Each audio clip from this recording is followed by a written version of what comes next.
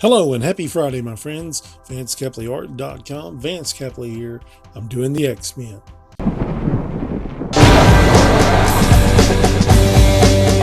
Coming to you from parts unknown, it's Vance Capley talking comics, graphic design, and art. Sit back and enjoy tonight's episode. Now, I'm doing the original X-Men, #1 from the 1960s. The heroes are Angel, Iceman, Marvel Girl, Cyclops, and Beast. And also on the cover of the first issue is Magneto, or as some people say, Magneto. Now, on this one, unlike my other ones, I decided to mix it up using characters from different companies. So this is different for me. This is a big change. So let's have a little fun with this, and here we go. For Angel, I decided to go with Airman. Now, Airman's pretty much forgotten nowadays. I think he was revised in the 1990s through the Protectors, if I remember correctly, but I may be wrong on that. But he just has the right look. He's a lot more aggressive than Angel was back in the 60s, but I think it'll work for this. For Marvel Girl, I decided to go with Clairvoyant.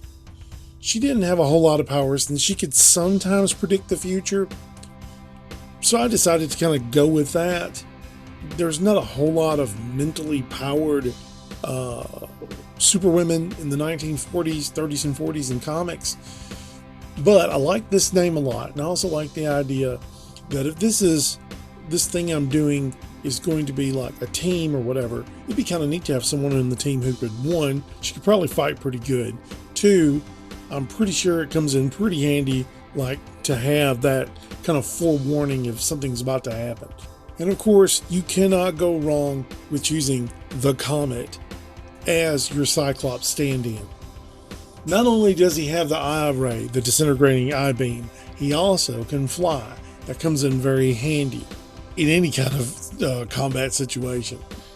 For my Iceman character, I decided to go with Sub-Zero Man. And he also didn't use his ice powers. By the end of it, he just walked around in a costume solving mysteries. In this universe, in my world, he's on the team. He's a very powerful being with ice powers.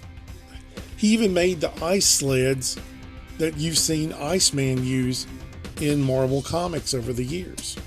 For the Beast, I decided to go with a character that was in the Green Mask comics called the Tumbler, who could do tons of acrobatic stunts and would costume up, and he could fight pretty good too.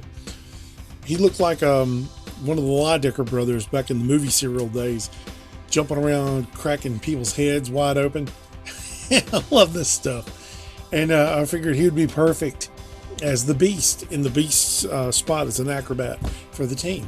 And then lastly, I had to have a Magneto. Now on the cover, I could have easily put Professor Xavier, but on the first issue of the X-Men, there is no Professor Xavier on the cover.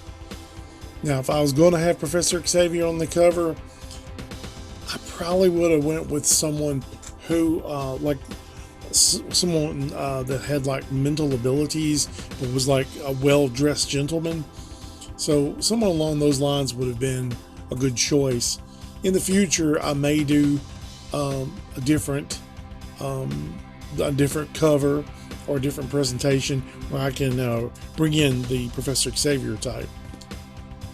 And now, lastly, for the villain, I've chosen Dr. Magno from Iron Skull. Dr. Magno is a magnetic supervillain. His hands are magnetized, metal hands, and they're magnetic, superpowered. And he battled the Skull, and he's just a very dangerous villain for a guy named Iron Skull to battle. What you're about to see on the screen is the original 60s cover, and now my take on it. This is, I would call the team the X-Spies. In this universe right here is my team, the X-Spies. And you have Dr. Magno as the villain. The Comet is standing in for Cyclops. Clairvoyant standing in for Marvel Girl. Sub-Zero Man is stepping in for Iceman. The the Tumbler is the Beast, and Airman is standing in for the Angel. I had a lot of fun putting this together, and I hope you enjoy looking at it. Don't forget, Monster Magazine number 7 is available at INDYPLANET.com. Make sure you pick that up. If you love Frankenstein, that's all this issue is a love letter to Frankenstein. So make sure you pick that up. Great cover by the awesome artist Ricky Blaylock. And it's a big fun book, and we hope you pick that up. I thank you so much for watching and spending a few minutes with me on this Friday afternoon. Look after each other, take care of each other, God bless, and have a wonderful weekend.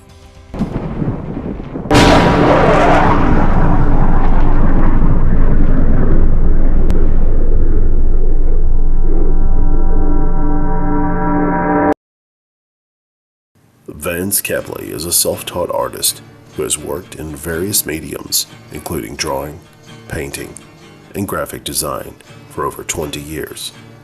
He now has his designs here on TEEPUBLIC, old school, unique, stylish. He is also available to help you with your original TEEPUBLIC designs. Make sure you visit Vance Capley Art 1972 at teepublic.com. You'll be glad you did.